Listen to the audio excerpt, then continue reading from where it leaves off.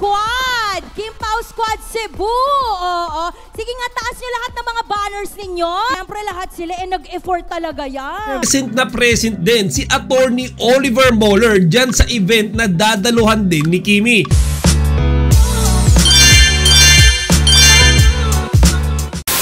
Magandang araw mga kachika! Rigel po ulit ang inyong Chika Patrol. Bago tayo magsimula mga kachika, inaanyahan ko muna kayong mag-subscribe dito sa ating munting channel para palagi kayong updated sa mga latest at nagte-trending ng mga showbiz balita. Wala pang isang oras nang dumating ang ating Chinita Princess Kim Chiu sa Cebu City. At ang pangunahing dahilan nga ng pag-uwi niya sa kanyang hometown ngayong araw ay dahil naimbitahan siya ng Bingo Plus sa kanilang Carnival Day event na gaganapin din ngayong gabi. Sa mga kumakalat nga ng mga videos at larawan mga kachika, kitang-kita natin si Kimi kung paano siya sinalubong ng mga Kim Pao fans na nakabang sa kanya sa airport.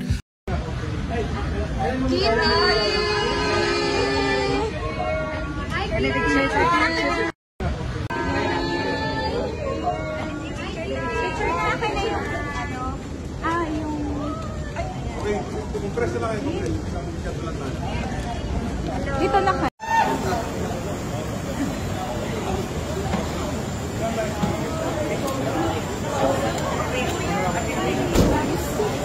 Bye-bye, Kim! Bye, Kim! Bye, Kim! Bye-bye!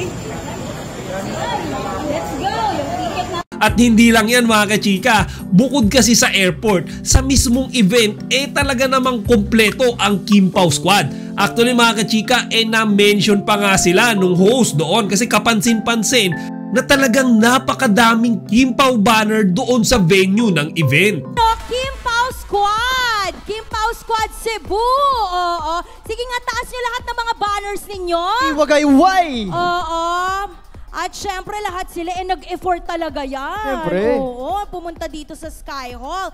Samantala mga kachika, present na present din si Attorney Oliver Moller dyan sa event na dadaluhan din ni Kimi. At inulan din ng kaliwat kanang papuri si Attorney dahil nga sobrang gwapo ng kanyang itsura ngayong gabi. Ngayon mga kachika, marami ang na-excite sa muli nilang pagkikita ni Kim Chiu. Alam naman kasi nating lahat na silang dalawa ni Kimi ay good friends. Samantalang mga kachika, yung mga Kim Pao fans naman hindi masyadong iniisip or nag-aalala tungkol dyan dahil panatag naman tayo na kahit wala si Paolo Abilino, siya pa din naman ang nag-iisang lalaki sa puso ni Kimi. Sa ngayon stay put lang kayo dyan mga kachika dahil paniguradong babalitaan ko kayo as soon as magsimula nang mag-perform ang ating Kimi. O siya mga kachika, hanggang dito na lang muna. Ilagay nyo ang inyong mga opinion dito sa comment section para mapag-usapan natin. Chika Patrol signing out! Yung kalimutan mag-like, comment, and subscribe. Para sa iba pang mga celebrity news, i-click lamang ang mga videos na ito.